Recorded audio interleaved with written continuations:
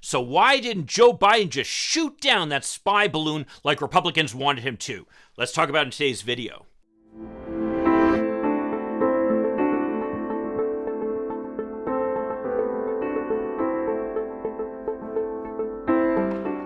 Hi, I'm Mike Greiner. I'm a lifelong Democratic activist who's concerned about the direction our country is taking. I'm also a lawyer and an academic, and I'm here to help you stand up to the BS of the MAGA crowd. So I have to say, like most Americans, I was kind of puzzled about the idea of a spy balloon. It seems very 18th century, frankly. Something more that you'd see in the Civil War than in 21st modern warfare.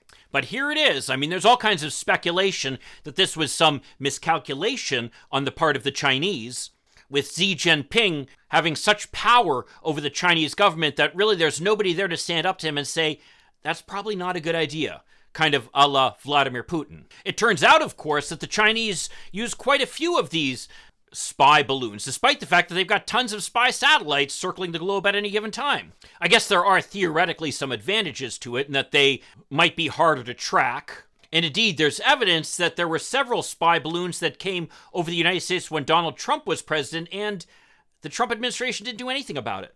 Still, these spy balloons are way up there. It's not like they're close to Earth. I mean, despite Lauren Boebert's claims, we're talking anywhere from 12 to 18 miles above the Earth is where this spy balloon was located. In other words, you're talking a good 20,000 feet above where commercial jets would fly. Now, reportedly, Biden had the same reaction as everybody else did once it was discovered. Just shoot it down. But as it turns out, when we first heard about this balloon, we'd actually already been tracking it for several days as it's made its way across the United States, making you think that there might have been a little bit more in the military's game plan than it is immediately visible. And where Donald Trump was insisting over Truth Social, along with other Republicans, that this balloon should be just shot down, Biden deferred to his military advisors and allowed it to continue out until it was over the Atlantic Ocean before it was shot down. Now, the justification that's given for that is that they wanted to ensure that there was no material that came down and damaged either persons or property. And that's a good justification, and there might be some basis for it, but that's probably not the real reason why the military made that suggestion.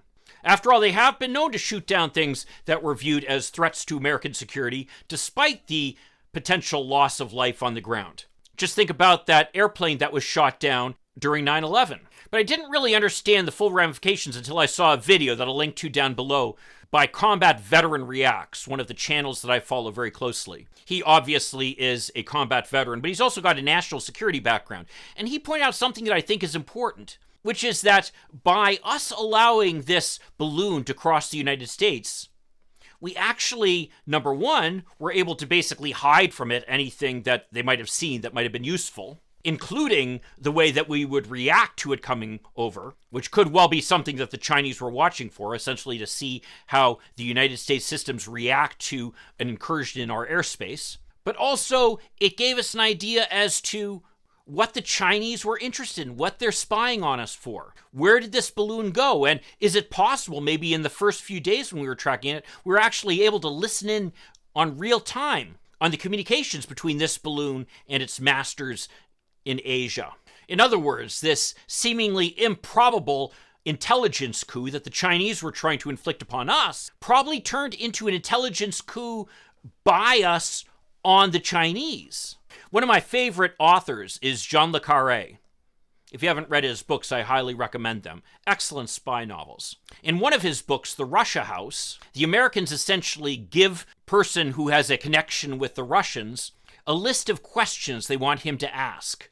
The British were very uncomfortable about that because they said to tell the Russians what you're interested in is as valuable as letting them know what you do know.